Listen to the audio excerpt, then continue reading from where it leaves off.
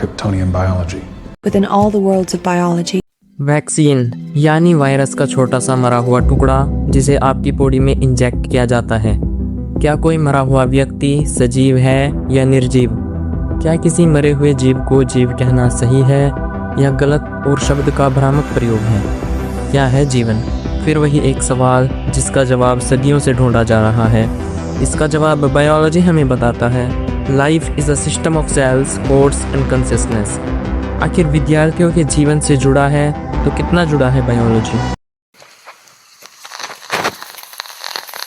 प्रणाम मित्रों। दो ग्रीक शब्दों से मिलकर बना हुआ शब्द बायो प्लस लोगोस, जिसमें बायो का अर्थ है जीवन और लोगोस का अर्थ है अध्ययन, यानी कंप्लीट वर्ड बायोलॉजी का अर्थ हुआ जीवन का अध्ययन। जीव क्या है? कभी ना कभी इस प्रश्न की उपज आपके दिमाग में जरूर हुई होगी, तो जान लो। NCERT के अनुसार जीवों में कुछ सुस्पष्ट लक्षणों को देखा जाता है। वृद्धि, जनन, चयापचय, पर्यावरण के प्रति संवेदना का पता लगाना और उसके अनुकूल क्रिया करना, ये सभी लक्षण जीवों के हैं। वहीं आश्चर्य करने वाला तथ्य ये है, वायरस कोई जीव नहीं। हाँ दोस्तों, वायरस को जीव नहीं माना जा सकता क्योंकि उसमें कोई भी कोशिका, किसी भी प्रकार की सेल नहीं पाई जाती, जिस कारण उसमें खुद का चयापचय नहीं होता। एक पल के लिए आंखें बंद करके सोचिए, आपने कौन कौन से जीवों को अपनी आंखों से देखा है? उसे आपने चाहे सोशल मीडिया या फिजिकली कैसे भी देखा हो। अगर मैं कहूँ जहाँ आप अभी भी हैं वहाँ हजारों की संख्या में जीव मौजूद हैं। शायद आप नहीं जानते हो क्योंकि आप उन्हें बिना माइक्रोस्कोप के अपनी नंगी आंखों से नहीं देख सकते। Salmonella typhi, bacteria, Plasmodium, Euglena आदि कईयों को आप अपनी आंखों से सुस्पष्ट देख सकते हैं। शैवाल, कवक, पक्षी, मानव आदि। आप सोच रहे होंगे दोस्तों, क्या कोई मरा हुआ जीव या व्यक्ति सजीव है या निर्जीव? आपको ये जानकर आश्चर्य होगा कि किसी मरे हुए व्यक्ति या जीव को सजीव नहीं कहा जा सकता। हालांकि किसी मृत जीव को जीव कहना गलत और भ्रामक शब्द का प्रयोग होगा। एक छोटी सी कोशिका, अ सिंगल सेल, जो इतनी छोटी होती है कि माइक्रोस्कोप के द्वारा देखी जा सकती है, उसे एकल कोशिका ने गुणन करके तुम्हारा विशालकाय कोशिकीय शरीर बनाया है। जिस तरह ईंट पर ईंट रखकर किसी दीवार या घर का निर्माण होता है, ठीक उसी प्रकार एक कोशिका गुणन करके बहुकोशिकीय जीव बनाती है। जीवन की इकाई कहा जाता है कोशिका को दोस्तों। कोशिका के अंदर छुपी होती है एक लाइब्रेरी, यानी DNA। हालांकि इसके कुछ अपवाद भी हैं, है ना दोस्तों? कितनी इंटरेस्टिंग है बायोलॉजी। DNA स्वयं में एक कोड है जिसके पास तुम्हारे शरीर के हर हिस्से की जानकारी समाई गई है। एक मनुष्य का शरीर लगभग 37 ट्रिलियन कोशिकाओं से मिलकर बना है और हर कोशिका में 2.2 मीटर लंबा DNA है। यानी ऐसा लगता है जैसे मनुष्य का शरीर स्वयं में एक यूनिवर्स हो। आइए दोस्तों, मनुष्य के शरीर पर प्रकाश डालते हैं। तुम्हारे अंदर एक सीक्रेट वॉर चल रही है। जाने कितने बैक्टीरिया अटैक किए जा रहे हैं। वायरस जो नहीं जीवित हैं और न ही मृत, वो तुम्हारे अंदर घुसकर तुम्हारे शरीर को हाईजैक किए जा रहे हैं।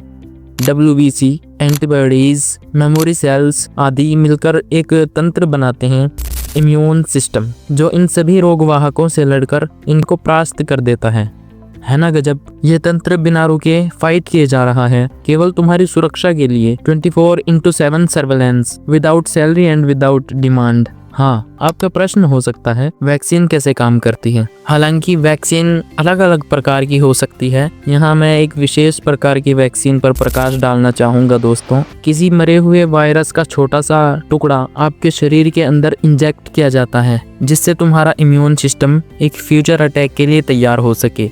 जरा ध्यान दीजिए इस एनिमेशन पर। यह ह्यूमन ब्रेन की आंतरिक संरचना को दिखा रहा है, जिसमें हर सेकंड हजारों इंस्ट्रक्शंस भेजे जाते हैं, जो बिल्कुल एक यूनिवर्स के जैसा दिखाई दे रहा है। वास्तव में बहुत कॉम्प्लेक्स है बायोलॉजी। वह छात्र छात्राएं, विद्यार्थी जिन्हें कक्षा 11 में बायोलॉजी को लेकर कंफ्यूजन है, मैं सजेस्ट करूंगा कि आप पढ़िए बायोलॉजी को। पर मेरा आपसे एक सवाल है, प्रश्न है, जीवन क्या है? एक सवाल जिसका जवाब हजारों सालों से ढूंढा जा रहा है। लोगों ने बड़े अजीब ढंग से इसका जवाब दिया। कोई कहता है आत्मा है, वहीं किसी ने कहा कर्मा हो सकता है। हालांकि विज्ञान कहता है life is a system of cells, codes and consciousness, और उस सिस्टम का नाम है बायोलॉजी। तो प्रिय छात्र छात्राओं, बायोलॉजी केवल एक सब्जेक्ट नहीं, जीवन का अध्ययन है। आप उसे रटिए मत, समझिए। जितना मन से उसे पढ़ा जाएगा उतना ही ज़्यादा इंटरेस्टिंग लगेगा और समझ में भी आएगा। हर जीवन के साथ ज़रूरत होती है बायोलॉजी की। स्वास्थ्य, चिकित्सा, एग्रीकल्चर, ऐसे अनेकों उदाहरण, तथ्य या मैं कहूँ तर्क आपके सामने हैं। एक पादप जब सूर्य की रोशनी में ऊर्जा का निर्माण करता है तो इस प्रक्रिया को कहते हैं फोटोसिंथेसिस। तुमने सुना होगा कोई वृक्ष कार्बन डाइऑक्साइड ग्रहण करता है और ऑक्सीजन छोड़ता है। तुम्हें ये जानकर आश्चर्य होगा कि पेड़ रात में ऑक्सीजन छोड़ने के बजाय कार्बन डाइऑक्साइड छोड़ते हैं। वहीं पक्षी माइग्रेट करते हैं बिना किसी जीपीएस के, बैक्टीरिया सेंस कर लेते हैं बिना आंखों के। और आश्चर्य की बात है कि जंगल में रहने वाले शेर और तुम्हारे घर में रहने वाली बिल्ली का डीएनए लगभग 95% तक समान है। जरा सोचिए और कमेंट में बताइए, क्या आप अपने दिल की धड़कन को सिर्फ 2 सेकंड, हाँ दोस्तों, सिर्फ 2 सेकंड के लिए रोक पाएंगे?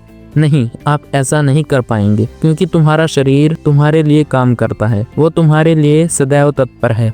एक जाइगोट यानी एक सिंगल सेल तुम्हारी माँ के वोम्ब में डिवाइड हुआ और उस एक कोशिका ने तुम्हें बनाया, यानी एक पूरा इंसान। प्लाज्मोडियम का जीवन चक्र, मेंढक का जीवन चक्र और खाद्य श्रृंखलाओं की जानकारी हमारे ब्रेन की उपज है, और इस ब्रेन की जानकारी बायोलॉजी के पास है। एक प्लांट से लेकर इंसान तक, एक जीवाणु से लेकर हाथी तक, हर जिंदा चीज का कोड बायोलॉजी के पास है। बायोलॉजी केवल सब्जेक्ट नहीं, ये जीवन का ज्ञान कराता है। ये कहता है समझोगे तो जीना आ जाएगा। बायोलॉजी मतलब जिंदा, और जिंदा लोगों से दोस्ती की जाती है। ये स्मार्टोरियम है, यहाँ सोच बदली जाती है। सब्सक्राइब। मिलते हैं अगली वीडियो में। तो दोस्तों, जिंदा रहो, सीखते रहो।